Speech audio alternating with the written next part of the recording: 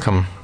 If you want to change your lock screen wallpaper in Samsung Galaxy Tab Active 2, at first you have to go for the settings. When you are here, you have to simply go for the wallpaper. And as you can see, we can pick wallpaper from our gallery and this few default wallpapers. I would like to apply this one. So click and then select to make it on the lock screen. Confirm by tapping here and take a look right now. As you can see, our lock screen wallpaper has changed. If you find this video helpful, remember to leave a like, comment and subscribe.